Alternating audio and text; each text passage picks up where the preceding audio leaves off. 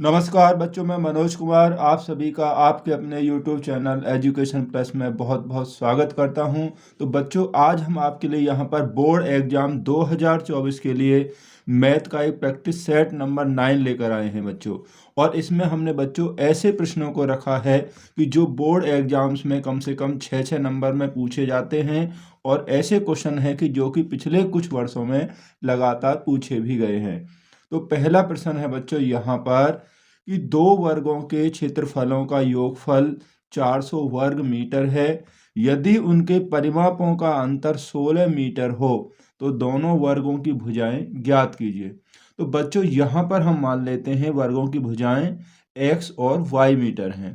तो माना पहले वर्ग की भुजा, हमारे पास दो वर्ग हैं, तो यहाँ पर पहले जो वर्ग है इसकी जो भुजा है बच्चों, इसे हम x मीटर मान लेते हैं।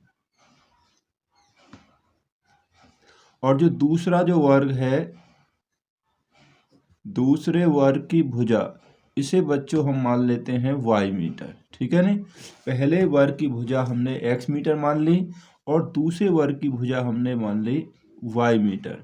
तो पहली शर्त के अनुसार क्या दिया हुआ है कि उनके वर्गों के क्षेत्रफलों का योगफल, ठीक है, वर्गों के क्षेत्रफलों का जो योगफल है वो 400 वर्ग मीटर है। ठीक है, यानी कि बच्चों पहले वर्ग का क्षेत्रफल और प्लस दूसरे वर्ग का क्षेत्रफल,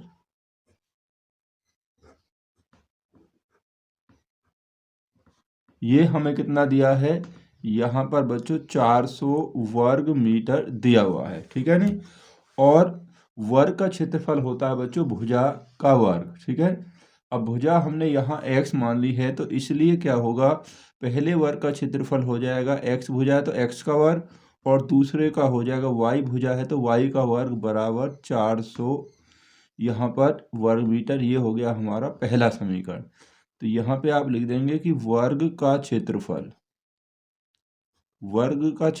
होता है बच्चों भुजा का वर्ग। ठीक है, भुजा का वर्ग होता है वर्ग का क्षेत्रफल।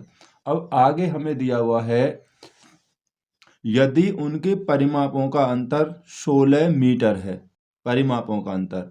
ठीक है, और वर्ग का परिमाप होता है 4 गुणा भुजा। तो पहले वर्ग का परिमाप हो जाएगा 4x, क्योंकि भुजा x है, माइनस अंतर का मतलब है माइनस, तो दूसरे वर्ग का परिमाप होगा 4y। ठीक है, बराबर है हमें कितना 16 दिया है, तो यहाँ पे लिखेंगे वर्ग का परिमाप होता है बच्चों 4 गुणा भुजा। ठीक है, ये वर्ग का परिमाप होता है। अब यहाँ पर आप देखेंगे कि यहाँ पर 4 कॉमन है, 4 से भाग दे दीजिए पूरे समीकरण को, तो x माइनस वाई बराबर कितना आएगा, 4 आ जाएगा। या y को उधर आप ले आएंगे, माइनस का y इधर ले आइए, तो या y बराबर 4 को उधर ले जाइए, x माइनस 4। अगर हम y का मान निकालेंगे, y माइनस का है, हम इधर ले गए हैं तो प्लस का हो गया बच्चों, और 4 को इधर ले आए, y बराबर x माइनस 4। यहाँ पर हमने y का मान निकाल लिया है जो आपने प्रतिस्थापन विधि में पढ़ा है। ठीक है ना बच्चों, अब y का जो मान है इसे समीकरण 1 में रख दीजिए। y का मान समीकरण फर्स्ट में प्रतिस्थापित करने पर,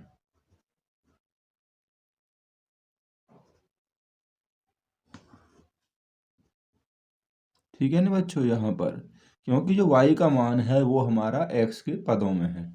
ठीक है, ये आपको ध्यान रखना है। और समीकरण 1 हमारे पास ये है, तो यहाँ पर हमें दिया है X square plus Y square. तो y का मान हमारे पास x माइनस 4 है, तो यहाँ पर x माइनस 4 आप रख दीजिए, वर्ग है तो वर्ग कर देंगे, बराबर हो गया आपके पास 400। ठीक है, y का जो मान था हमने समीकरण 1 में वो प्रतिस्थापित कर दिया है बच्चों। अब इसे सॉल्व कर लीजिए, तो x square plus a minus b का whole square, a square plus b square minus 2ab यानी कि 8x, इसको आप इधर ले आइए, माइनस के 400 बराबर 0। एक्स स्क्वायर बच्चों हो जाएगा 2x स्क्वायर माइनस के 8x, 400 ये प्लस के 16 हैं तो घटाने पे बचेगा माइनस के 384 बराबर 0। अब यहाँ पर आप 2 से भाग दे दीजिए इसमें। जब हम 2 से भाग दे देंगे तो यहाँ पर बचेगा बच्चों एक्स स्क्वायर माइनस के 4x, और यहाँ 2 का भाग देंगे, 2 एकम 2, 2 नम 18 और 2 दूनी 4, 192 बराबर 0। तो ये हम यहाँ पर लिख दीजिए 2 से भाग देने पर। हमने यहाँ पर 2 से भाग दिया है बच्चों, ठीक है। अब हमारे पास ये जो समीकरण आ गया है X square minus 4x minus 192, इसके 192 कैसे गुणनखंड करने हैं, 2 केवल, कि घटाने पर आपके पास कितना बचे, 4 आ जाए, ठीक है। तो 192 के क्या फैक्टर होंगे, तो 192 के जो फैक्टर होंगे बच्चों वो 16 और 12 हो जाएंगे। इनकी गुणा करेंगे तो 192 होगा, और 16 में से 12 आप माइनस करेंगे तो आपको 4 ही प्राप्त होगा। तो यहाँ पर आप लिख दीजिए एक्स स्क्वायर माइनस 16x, क्योंकि माइनस लगा हुआ है साइन चेंज हो जाएंगे, और प्लस 12x माइनस 192 बराबर 0, क्योंकि यहाँ पर 16 में से 12 घटाएंगे तो माइनस के 4 ही आपको प्राप्त होगा। तो पहले इसमें कॉमन है, पहले दोनों में क्या कॉमन है, x कॉमन है, तो x माइनस 16 बचेगा। इसमें क्या कॉमन है बच्चों, यहाँ पर 12 ही कॉमन है, ठीक है। तो x माइनस 12 से भाग देंगे तो ये 16 बार ही बच्चों यहाँ पर जाएगा, ठीक है। तो एक ब्रैकेट में x माइनस 16 हो जाएगा और दूसरे में हो जाएगा x प्लस 12 बराबर 0। अब x माइनस 16 है तो x बराबर कितना आएगा, 0 से कंपेयर करेंगे इधर जाके तो प्लस का हो जाएगा, x बराबर हो जाएगा बच्चों यहाँ पर 16 हो जाएगा। x माइनस 16 है तो x बराबर 16 आ जाएगा, तो x का मान पहले 16 आ गया। x प्लस 12 है तो x बराबर आएगा कितना, माइनस के 12, और इसे हम छोड़ देंगे, क्योंकि किसी की भी भुजा वर्ग की यानी कि लंबाई या चौड़ाई कभी भी ऋणात्मक नहीं हो सकती है, ठीक है नहीं। x का मान हमें 16 आ गया, हमें केवल धनात्मक मान ही यहाँ पर लेना है। अब क्योंकि अब हमने जो पहला जो समीकरण यहाँ पर निकाला था y का मान हमारे पास क्या है बच्चों, y बराबर है x माइनस 4, ठीक है नहीं। तो यहाँ पर आप y का मान भी निकाल लेंगे, ठीक है नहीं, यहीं पर रख देंगे, क्योंकि y बराबर है x माइनस 4, ठीक है। तो y बराबर हो जाएगा, x का मान 16 रख देंगे, 16 माइनस 4, तो y बराबर आएगा कितना बच्चों, यहाँ पर हो जाएगा 12, y का मान 12 यहाँ पर हो जाएगा, ठीक है। तो x जो है हमारे पहले वर्ग की भुजा है वो 16 मीटर होगी, और y है हमारे दूसरे वर्ग की भुजा, वो हो जाएगी कितनी, 12 मीटर। तो आप बच्चों अपने प्रश्न की जांच भी कर सकते हैं। जो भुजाएं हमारे पास आई हैं वर्गों की 16 और 12 मीटर हैं, पहले वर्ग का क्षेत्रफल निकालिए, फिर दूसरे वर्ग का क्षेत्रफल निकालिए, और उनका योगफल आप करेंगे तो आपको 400 ही प्राप्त होगा, और उनके जो परिमापों का अंतर आप निकालेंगे तो वो आपको 16 ही यहाँ पर प्राप्त होगा। क्वेश्चन नंबर 2 बच्चों यहाँ पर लिया है, बहुत अच्छा प्रश्न है बच्चों ये भी। यदि किसी एपी के प्रथम 7 पदों का योगफल 49 है और प्रथम 17 पदों का योगफल 289 है, तो उसके n पदों का योगफल ज्ञात कीजिए। तो बच्चों यहाँ हम जो एपी का दिया हुआ है मान लेते हैं कि माना प्रथम पद, माना एपी का जो है, एपी का प्रथम पद, इसे हम मान लेते हैं बराबर a, और सर्वांतर जो है उसे हम यानी कि कॉमन डिफरेंस हम मान लेते हैं यहाँ पर d। तो पहला इसमें दिया है 7 पदों का योगफल यानी कि S7, प्रथम 7 पदों का योगफल हमें दिया है कितना, 49, ठीक है नहीं। अब योगफल का सूत्र क्या होता है बच्चों, क्योंकि हमें पता है कि Sn बराबर होता है n/2 2a plus n minus 1 into D, ये आपके योगफल का सूत्र होता है। n का मतलब होता है पदों की संख्या। अब यहाँ पर हमें जो दिया हुआ है 7 पद हैं पहले, तो 7/2 प्लस 2a प्लस n यानी कि 7 माइनस 1 6d, तो बराबर यहाँ पर हमें जो दिया हुआ है बच्चों 49 है। तो बराबर 49 रख देंगे। या 7/2, इसमें 2 कॉमन ले लीजिए बाहर, ठीक है। तो यहाँ बचेगा आपके पास a प्लस 3d, बराबर 49। 2 से 2 कैंसिल हो जाएगा और इस 7 से आप इसको कैंसिल कर सकते हैं। देखिए कैसे, क्योंकि 7 यहाँ बचा, तो a प्लस 3d बराबर 49। अब इससे ये कैंसिल हो जाएगा कितनी बार, 7 बार हो जाएगा। यानी कि हम कह सकते हैं कि a प्लस 3d की वैल्यू हमारे पास 7 है। यदि हम a की वैल्यू निकालें तो 3d इधर आ जाएगा, 7 माइनस 3d। तो यहाँ पर हमें बच्चों a का जो मान है d के पदों में प्राप्त हो गया है, ठीक है। ये हो गया। अब इसके बाद जो हमें दिया हुआ है आगे जो सेकंड उसमें दिया है क्वेश्चन में, देखिए कि 17 पदों का योगफल 289 है। यानी कि प्रथम 17 पदों का ही योगफल 289 दिया है। तो S17 बराबर है हमारे पास 289, ठीक है। तो यहाँ पर भी वही सूत्र लगा देंगे हम, क्योंकि योगफल का सूत्र आपको पता है ये n/2। चलो हम लिख लेते हैं n/2 2a plus n minus 1 into D, ठीक है, बराबर Sn। इधर भी लिख लीजिए आप Sn को। n का मान हमारे पास यहाँ पर 17 पदों का योगफल है, तो 17 रख देंगे। 2a प्लस 17 माइनस 1, यहाँ बच्चों आपके पास 16 बचेगा। 16d बराबर 289, ठीक है। देखिए तो 17/2, यहाँ पर इसमें से आप 2 कॉमन निकाल लीजिए बाहर पहले की तरह ही। तो यहाँ a प्लस 8d बराबर 289। 2 से 2 कैंसिल हो जाएगा बच्चों। अब इस 17 से आप इसको कैंसिल कर सकते हैं पहले के समान ही, ठीक है। इस 17 से इसको भी कैंसिल कर लीजिए, 17 बार ही हो जाएगा। तो आपके पास बच जाएगा a प्लस 8d बराबर 17, ठीक है। a प्लस 8d आपके पास 17 बच गया। और बच्चों आपने a का जो मान है वो यहाँ निकाल लिया है। a का मान आपके पास 7 माइनस 3d है, तो a के स्थान पर रख देंगे 7 माइनस 3d और प्लस 8d बराबर 17। लिखेंगे a बराबर 7 माइनस 3d रखने पर। या बच्चों आप इसको ऐसे भी कर सकते हैं, इसको आप समीकरण नंबर 1 मान लेंगे इसको, और ये समीकरण नंबर 2 होगा। और इस तरीक़ा से जो समीकरण सॉल्व करते हैं ऐसे भी आप इसको कर सकते हैं, ठीक है नहीं। अब 8 में से 3 गया, तो यहाँ आपके पास बचेगा 5d बराबर 17 माइनस 7 को इधर ले आएंगे तो माइनस का हो जाएगा। तो 5d बराबर हमारे पास यहाँ बच्चों 10 बचा। तो d बराबर कितना होगा, यानी कि 5 दूनी 10। तो यहाँ पर बच्चों जो d का जो मान है वो आपको कितना 2 यहाँ पर प्राप्त हो गया है, ठीक है। अब d के बाद a का मान और निकालना है आपको, क्योंकि a बराबर आपके पास है 7 माइनस 3d, ठीक है। a बराबर 7 माइनस 3d है, देखिए यहाँ पर। तो a का मान निकालेंगे तो a बराबर 7 माइनस 3 और d का मान आपके पास हो गया 2। तो यानी कि a बराबर 7 माइनस 6। तो a का मान हो जाएगा बच्चों यहाँ पर 1 हमें प्राप्त हो गया। अब हमारे पास जो प्रथम पद a भी प्राप्त हो गया है और सर्वांतर d भी हमें प्राप्त हो गया है। हमें इसमें निकालना है n पदों का योगफल, ठीक है नहीं। हमारे क्वेश्चन में हमसे पूछा है n पदों का योगफल ज्ञात कीजिए, तो हम आसानी से निकालेंगे। तो Sn बराबर, तो n पदों का योगफल वही होता है कि n/2 2a plus n minus 1 into D, ठीक है।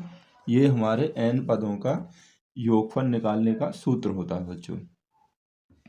तो Sn बराबर, n का मान तो हमारे पास n ही है, तो n/2 2a, a का मान यानी प्रथम पद 1 है हमारे पास, प्लस यहाँ पर n माइनस 1 इंटू डी, और d का मान आपके पास है बच्चों यहाँ पर 2। हमें n पदों का योगफल निकालना है, तो यहाँ पर n के स्थान पर n ही बच्चों रहेगा, ठीक है। तो n/2, देखिए 2 1 जा 2 प्लस 2 से गुणा करेंगे तो 2n माइनस 2 हो जाएगा, ठीक है। 2 से गुणा करेंगे 2n माइनस 2 हो जाएगा। अब इस 2 से आपका ये 2 कैंसिल हो जाएगा। आपके पास बचा n/2 गुणा यहाँ पर बचा 2n, ठीक है। n/2 गुणा 2n, 2 से 2 कैंसिल हो जाएगा, n को n से गुणा कर दीजिए तो बचेगा n², यानी कि n पदों का योगफल n² हो जाएगा। बहुत ही अच्छा प्रश्न है बच्चों, और 6 नंबर में कम से कम ये क्वेश्चन बोर्ड एग्जाम्स में पूछा जाता है। तो नेक्स्ट क्वेश्चन और देखते हैं। तो क्वेश्चन नंबर 3 बच्चों हमने ट्रिग्नोमेट्री से लिया है, बहुत ही अच्छा प्रश्न है ये भी। सिद्ध कीजिए cos a plus sec a का whole square plus sin a plus cosec a का होल स्क्वायर बराबर होगा 7 plus tan square a plus cot square a। तो यहाँ पर बच्चों पहले इसका जो LHS है यानी कि बायां पक्ष वो हमने नोट कर लिया है, और इसे ही सॉल्व करके हमें इसका जो दाहिना पक्ष है वो यहाँ पर लेकर आ जाना है, ठीक है। तो यहाँ पर आप ध्यान से देखेंगे तो फॉर्मूला बनता है a प्लस बी का होल स्क्वायर, और यहाँ पर भी a प्लस बी का होल स्क्वायर जो होता है a² plus b² plus 2ab।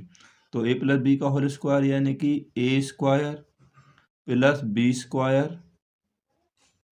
और plus 2ab, 2 cos a into sec a, plus यहाँ पर भी खोल लेंगे से a प्लस बी का होल स्क्वायर यानी कि a² प्लस b² और plus 2ab sin a into cos a। तो यहाँ पर आप अपना ये फॉर्मूला भी लिख देंगे कि a प्लस बी का होल स्क्वायर जो हम यहाँ पर ओपन कर रहे हैं, ठीक है। अब देखिए बच्चों, यहाँ पर हम साइन स्क्वायर और कॉस स्क्वायर को एक साथ रख लीजिए, तो sine square plus cos square a, ठीक है, और plus sec square a plus cosec square a plus, अब देखिए कॉस इंटू सेक बच्चों 1 होता है, ठीक है, कॉस इंटू सेक 1 होता है तो 1 रख लिया हमने, और प्लस यहाँ पर, और साइन इंटू कॉसेक ये भी बच्चों 1 होता है, ये तो आपको पता होगा, तो इसकी वैल्यू 1 रख देंगे। तो यहाँ पर आप ये दोनों फॉर्मूले लिख देंगे, कौन सा, क्योंकि cos theta into sec theta equal to 1 और तथा sine theta into cosec theta equal to ये भी आपका क्या होता है बच्चों 1 ही होता है, ठीक है। ये फॉर्मूले आपको ध्यान रखने हैं। अब हमारे पास होगा देखिए sign square theta plus cos square theta, ये भी क्या होता है बच्चों, ये भी 1 ही होता है, यहाँ भी 1 रख देंगे, प्लस सेक स्क्वायर ए प्लस कॉसेक स्क्वायर ए प्लस 2 1 जा 2 और प्लस वहाँ भी 2 हो गया, ठीक है नहीं। यहाँ पर एक और फॉर्मूला आया है, कौन सा, कि sine square theta plus cos square theta equal to 1। जो भी आपके फॉर्मूले आते हैं आप उन्हें लिखते चले जाएंगे बच्चों, ठीक है। अब देखिए 1 प्लस सेक स्क्वायर क्या होता है, सेक स्क्वायर होता है बच्चों 1 plus tan square theta, sec square होता है 1 प्लस टेन स्क्वायर, और कॉसेक स्क्वायर थीटा होता है 1 plus cot square theta. Sec square को 1 प्लस टेन स्क्वायर लिख देंगे, और कॉसेक स्क्वायर को 1 प्लस कॉट स्क्वायर लिख देंगे, प्लस 2 प्लस 2 ये 4 हो गया, ठीक है। तो यहाँ पर ये दोनों भी आइडेंटिटी यहाँ पर आप लिख देंगे, कौन कौन सी आई हैं हमारे पास। तो एक तो आया है बच्चों यहाँ पर, क्योंकि सेक स्क्वायर थीटा बराबर 1 प्लस टेन स्क्वायर थीटा, और दूसरा आया है हमारे पास यहाँ पर कि कॉसेक स्क्वायर थीटा बराबर 1 प्लस कॉट स्क्वायर थीटा, ये 1 प्लस टेन है बच्चों, 1 प्लस टेन स्क्वायर थीटा, ठीक है। दोनों ही आइडेंटिटी यहाँ पर लिख देंगे। अब देखिए यहाँ पर 4 और एक 5 6 और 7, यानी कि 7 प्लस टेन स्क्वायर है, और प्लस यहाँ बचा आपके पास कॉट स्क्वायर है, और यही हमारा क्या है बच्चों, देखिए यही हमारा है यहाँ पर RHS जो हमें प्रूव करना है, ठीक है। तो यही हमारा यहाँ पर RHS है, तो यही हो गया RHS यानी कि प्रूव्ड। ठीक है, यही हमें यहाँ पर बच्चों प्रूव करना था। एनसीईआरटी का क्वेश्चन है, बहुत ही इंपॉर्टेंट क्वेश्चन है बच्चों, तो आप इसकी तैयारी जरूर कर लें। क्वेश्चन नंबर 4 है बच्चों, यहाँ पर बहुत अच्छा प्रश्न है, ये भी मैंने लिख दिया, वेरी इंपॉर्टेंट क्वेश्चन। एक वृत्त के परिगत एक चतुर्भुज ए बी सी डी खींचा गया है, परिगत यानी कि चारों, जैसा कि ये डायग्राम है। सिद्ध करना है a B plus C D बराबर a D plus B c. आपको ऐसे भी दे सकता है, सिद्ध कीजिए कि वृत्त के परिगत बने चतुर्भुज की सम्मुख भुजाओं का A B plus C D बराबर होगा A D plus B C. यानी वृत्त के परिगत बने चतुर्भुज की सम्मुख भुजाओं का योगफल बराबर होता है। या आपको इस प्रकार भी दे सकता है। तो जब भी हम बच्चों कोई प्रमेय वाला क्वेश्चन करते हैं तो पहले हमें लिखना होता है कि दिया हुआ क्या है, सिद्ध क्या करना है, इसके बाद अपना हम प्रूफ यहाँ पर बताते हैं। ठीक है, तो बच्चों हमें यहाँ पर दिया हुआ है कि केंद्र O वाले वृत्त के परिगत चतुर्भुज ABCD खींचा गया है, जो वृत्त को बिंदुओं P, Q, R और S पर स्पर्श करता है। हमें सिद्ध क्या करना है, वो भी बच्चों हमें क्वेश्चन में दिया हुआ है कि AB प्लस CD बराबर AD प्लस BC के होगा। अब यहाँ पर प्रूफ समझिए बच्चों, देखिए, क्योंकि हम जानते हैं कि किसी बाह्य बिंदु से वृत्त पर खींची गई स्पर्श रेखाएं क्या होती हैं, वो बराबर होती हैं। ठीक है नहीं, तो यहाँ पर अगर हम बाह्य बिंदु ए को माने, यहाँ से ये ए पी और ए एस ये दोनों स्पर्श रेखा खींची गई हैं, तो ये दोनों स्पर्श रेखाएं जो हैं आपस में क्या होंगी बच्चों, वो बराबर होंगी। ठीक है, ये हम स्टेटमेंट यहाँ पर लिख देंगे। तो इसलिए क्या हो जाएगा कि ए पी बराबर होगी ए एस के। ठीक है, इसे आप समीकरण नंबर 1 मान लीजिए। इसी प्रकार से बच्चों यहाँ बिंदु बी से जो खींची जाएंगी बी पी और ये हो जाएंगी बी क्यू, ये भी दोनों आपस में स्पर्श रेखाएं बराबर होंगी। तो यहाँ पर आप लिख दीजिए बी पी बराबर होगी बी क्यू। इसे हमें समीकरण नंबर 2 मान लेना है। ठीक है नहीं, और यहाँ पर बिंदु डी से आप देखेंगे तो डी से आपका डी आर और हो जाएंगी डी एस, ये दोनों स्पर्श रेखाएं भी बराबर होंगी। ठीक है, तो यहाँ पर हो जाएगा डी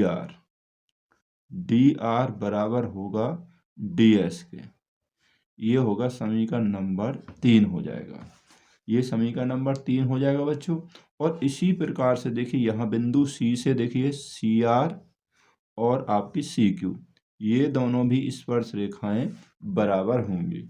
क्यों बराबर होंगी, मैंने आपको बता ही दिया है कि बाह्य बिंदु से वृत्त पर खींची गई स्पर्श रेखाएं बराबर होती हैं। तो ये हो जाएगा चौथा समीकरण सी आर बराबर सी क्यू, समीकरण नंबर 4 हो गया बच्चों। ठीक है, इतनी बात समझ में आ गई, चारों समीकरण कैसे आए हैं आपके। अब इन समीकरणों को हम जोड़ देंगे। ठीक है, समीकरण यहाँ पर लिख दीजिए, समीकरण फर्स्ट, सेकंड, थर्ड तथा फोर्थ जोड़ने पर इन चारों समीकरणों को आपको जोड़ देना है बच्चों। ठीक है, जोड़ने में आपको ध्यान रखना है कि बाएं पक्ष के साथ बायां जोड़ेगा, दाएं के साथ दायां जोड़ेगा। ठीक है, जब हम जोड़ेंगे तो बच्चों ये हो जाएगा A P plus B P plus D R और प्लस सी आर बराबर, यहाँ हो जाएगा A S plus B Q plus D S और प्लस सी क्यू। ठीक है ना बच्चों, अब इनको आपको ऐसे पेयर में रखना है। देखिए किस प्रकार से रखना है, ये वाला तो पेयर में ही है, देखिए इस तरीका से रखना है। देखिए बच्चों, एपी के साथ आपको बीपी को रखना, जब जोड़ेंगे जब तो एबी बनेगा, और इसमें रखना है डी आर के साथ रखना है आपको सी आर को। ठीक है नहीं, तो इस प्रकार से यहाँ पर इन्हें भी रख लीजिए। तो A P plus B P ये एक उसमें हो जाएगा, और प्लस ये आपका डी आर और प्लस सी आर, इनका एक ग्रुप होगा। अब इसमें भी रखना आपको, कैसे रखना है कि ए एस के साथ आपको क्या रखना है, ए एस के साथ बच्चों देखिए ध्यान से, यहाँ पर ए एस के साथ आपको रखना है डी एस को। जब जोड़ेंगे जब तो आपके पास ए डी आएगा। ठीक है नहीं, ए एस के साथ हमें रखना है किसको, डी एस को बच्चों। ठीक है, अब बाकी जो बची हैं ये दोनों बची बी और सी क्यू, इनको एक साथ रख दीजिए, B Q plus C Q. ठीक है ना बच्चों, अब देखिए ए पी और बी पी, आप जोड़ रहे हैं तो यहाँ डायग्राम देखेंगे, ए पी और बी पी मिलकर क्या हो जाएगा, ए बी हो जाएगा, डी आर और सी आर मिलकर हो जाएगा कितना, सी डी। तो यहाँ पर पहले इसमें जो आएगा आपका ये हो जाएगा बच्चों ए बी, और डी आर और सी आर मिलकर हो जाएगा आपके पास सी डी बराबर। अब यहाँ पर ए एस और डी एस मिलकर क्या होगा, ये भी देख लीजिए, ए एस और डी एस मिलकर होगा ए डी, और बी क्यू और सी क्यू मिलकर हो जाएगा बी सी। तो यहाँ पर ये हो गया बच्चों आपके पास ए डी और प्लस इसमें ये दोनों जुड़कर हो जाएंगे आपके पास बी सी। ठीक है, तो यही बच्चों हमें यहाँ पर क्या करना था, इस क्वेश्चन में यही हमें सिद्ध करना था। तो इति सिद्धम, ठीक है ना बच्चों, यही हमें इसमें सिद्ध करना है कि देखिए यहाँ पर कि A B plus C D बराबर होता है A D plus B C के, यानी कि जो चतुर्भुज है हमारा, इसकी सम्मुख भुजाओं का जो योगफल है इसका और इसका, इन दोनों सम्मुख भुजाओं के योगफल के बराबर ही होगा। तो बहुत ही अच्छा प्रश्न है बच्चों, 6 नंबर से कम में नहीं पूछा जाएगा, तो इसकी तैयारी भी आप जरूर कर लें। तो क्वेश्चन नंबर 5 है बच्चों, यहाँ पर निम्न बारंबारता सारणी का माध्य पग विचलन विधि द्वारा ज्ञात कीजिए। बच्चों यहाँ पर पग विचलन विधि का नाम लिखा है, जब विधि का नाम लिखा है तो आपको क्वेश्चन को उसी विधि से करना है, इसलिए इस क्वेश्चन को 6 नंबर में हमने यहाँ पर रखा है। पग विचलन विधि या आपसे कोई और विधि भी दे सकता है, ठीक है नहीं, या विचलन विधि भी दे सकता है। ठीक है, अब पग विचलन विधि में कैसे करते हैं समझ लीजिए। वर्ग अंतराल हमें दिए हैं, वर्गीकृत आंकड़े, सबसे पहले हम क्या निकालते हैं, मध्यमान निकालेंगे। ठीक है, मध्यमान आपको निकालना है, जिसे हम बोलते हैं बच्चों एक्स। तो मध्यमान कैसे निकालेंगे, देखिए बहुत ही आसान है। प्रत्येक वर्ग की निम्न सीमा और उच्च सीमा को जोड़ दीजिए और जोड़कर उसका आधा कर दीजिए। 25 और 10 कितने होंगे, 35, 35 का आधा हो जाएगा बच्चों 17.5। ठीक है, प्रत्येक वर्ग की निम्न सीमा और उच्च सीमा को जोड़कर आधा कर देंगे तो वो हमारा मध्यमान आ जाएगा, जिसे हम वर्ग चिन्ह भी बोलते हैं। ठीक है, अब प्रत्येक वर्ग के अंतर देखिए, 15, 10, 25, 25 और 15, 40, 15 का अंतर है। यहाँ पर 15 जोड़ते चले जाइए, आपका अपना आप ही इसका योगफल का आधा आ जाएगा। ठीक है, तो यहाँ पर आप जोड़ेंगे तो ये हो जाएगा बच्चों कितना, 32.5, और यहाँ हो जाएगा 15 जोड़ेंगे तो 47.5, और 15 जोड़ेंगे तो बच्चों ये हो जाएगा 62.5, और 15 जोड़ेंगे तो 77.5, और 15 जोड़ेंगे तो ये हो जाएगा 92.5। ठीक है बच्चों, ये हमें प्राप्त हो गया। अब हमें क्या करना है, यहाँ पर ए मानना है, माना कल्पित माध्य है जिसे हम बोलते हैं। तो ए बराबर यहाँ बीच की संख्या ले लेंगे, तो यहाँ पर आप देखेंगे कुल हमारे पास 6 संख्याएं हैं, तो यहाँ पर कोई भी एक संख्या बीच वाली ले लीजिए। सपोज कीजिए मैंने इसको ले लिया है, ठीक है, कोई सी भी संख्या जो बीच में पड़ रही है, दो बीच में पड़ रही है, इनमें से कोई सी भी आप ले सकते हैं। तो यहाँ पर आपको निकालना पड़ेगा विचलन। अगला कॉलम हमारा विचलन होगा, विचलन डी बराबर होता है एक्स माइनस ए। ठीक है, एक्स माइनस ए, इसमें से आपको ये घटाना। देखिए इसमें जब घटाएंगे पहले इसको हटा दीजिए, क्योंकि हम 62.5 ही तो घटा रहे हैं। ए का मान है हमारे पास 62.5, ए को घटा रहे हैं तो यहाँ 0 आएगा। 15 का अंतर है, यहाँ प्लस के 15 आ जाएंगे, और यहाँ 15 और बढ़ेंगे 30 आएंगे। यहाँ पर आपके पहले माइनस के 15, फिर माइनस के 30 होंगे, और फिर यहाँ पर माइनस के हो जाएंगे 15, 45। 0 से 15 15 जोड़ते जाइए, 15 15 घटा दीजिए, आप घटा कर देख लेना, यही बचेगा आपको। ठीक है, अब यहाँ पर बच्चों एक और मानना है एच। एच क्या होगा, वर्गों के बीच में जो अंतर है, 15 का अंतर है, तो वो हो जाएगा एच का मान 15। तो यहाँ पर आपके आएगा अगला कॉलम u बराबर डी अपॉन एच। u बराबर डी अपॉन एच होगा बच्चों, यानी कि जो d का जो मान आया है इसमें h यानी कि 15 15 से आपको भाग देना है।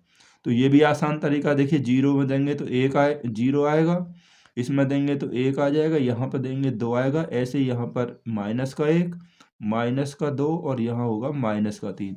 यू हमेशा यही आता है, आप किसी में भी करके देख लेना। ठीक है ना, वो यही आता है कि 1 2 3 4 ऐसे ही माइनस के आ जाएंगे। अगला कॉलम आपको बचेगा F into you. F into you बच्चों अगला कॉलम होगा हमारा, ठीक है। अगला जो कॉलम है हमें एफ इंटू यू का यहाँ पर बनाना है। तो एफ यानी कि बच्चों ये बारंबारता और यू इसकी गुणा करनी है। देखिए 2 गुणा 3 माइनस के 6 हो गया, 3 गुणा 2 माइनस के 6 हो गए, यहाँ पे भी 7 गुणा 1 माइनस के 7 हो गया, 6 गुणा 0 0 आ जाएगा, 8 गुणा 1 8 हो गया और 4 गुणा 2 हो जाएगा 8। देखिए कितना आसान गुणा हो गया, ठीक है नहीं। जब बड़ी संख्याएं दी हों तो आपको इसी विधि से कर लेना बहुत ही ज़रूरी है, क्योंकि पॉइंट में है जब भी आपको इसी से ही करना चाहिए। अगर लिखा भी नहीं है ना, विधि का नाम लिखा है तो आपको इसी विधि से करना है। नहीं है फिर भी बड़ी संख्या दशमलव वाली हैं, गुणा करने की जगह आप इसको लघु विधि से कर लेंगे तो आसान तरीके से आपका क्वेश्चन हो जाएगा। अब आपको क्या करना है, इनका योगफल निकाल लीजिए, ठीक है। इनका जब योगफल निकालेंगे बच्चों यहाँ पर, तो ये एफ यू है तो यहाँ पर आप लिखेंगे sigma F you. Sigma F you ने जोड़ लीजिए, 8 और 8 16 तो बच्चों हो गए हमारे प्लस वाले, और माइनस के हो जाएंगे 6 और 6 12, 12 और 7 19, माइनस के 19 हो गए। तो हमारे पास बचेगा यहाँ पर माइनस के 3 बचेगा, क्योंकि माइनस वाले ज़्यादा हैं। इसके बाद हमें बारंबारता योगफल निकालना है सिग्मा एफ, और सिग्मा एफ बच्चों यहाँ पर कितना होगा जोड़ लीजिए, 3 और 2 5, 7 3 10 और 2 12, 12 और 6 18, 18 और 8 26 और 4 30। तो यहाँ पर सिग्मा एफ हो गया बच्चों हमारे पास 30 हो गया, ठीक है ना। हमें माध्य निकालना है तो आसानी से निकाल लेंगे हम माध्य, ठीक है, यानी कि अर्थमेटिक मीन। तो माध्य के लिए यहाँ पर लघु विधि का प्रयोग कर रहे हैं तो सूत्र होगा लघु विधि का ए प्लस सिग्मा एफ यू बटे सिग्मा एफ और गुणा एच, ठीक है बच्चों। ये हमें यहाँ पर लघु विधि का सूत्र याद रखना है, ठीक है।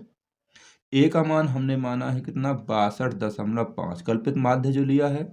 सिग्मा एफ यू हमारे पास -3 आ गया, बटे सिग्मा एफ कितना है ये 30 है, और गुणा एच यानी कि 15 है।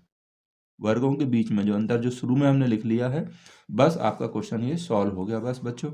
देखिए 62.5 प्लस 15 दूनी, देखिए 15 से काट लीजिए कितनी बार, 2 बार कट जाएगा। ये माइनस के 3/2 है तो बराबर हो गया 62.5, माइनस में आ जाएगा, 2 से भाग देंगे तो बच्चों यहाँ 3 में 1.5 हो गया।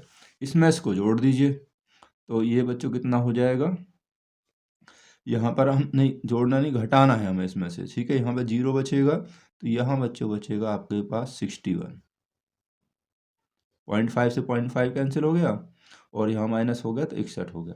तो यही बच्चों हमारा आंसर है कितना 61 हो गया। पग विचलन विधि ध्यान रखना है आपको, इसको लघुत्तर विधि भी कहा जाता है बच्चों। तो इस वीडियो में हमने बच्चों इन 5 प्रश्नों को रखा है और आपने देखा कि सभी 5 प्रश्न बहुत ही इंपॉर्टेंट हैं, जो कि बोर्ड एग्जाम्स में 6-6 नंबर में पूछे जाते हैं। तो इस वीडियो को देखने के लिए आप सभी का बहुत बहुत धन्यवाद।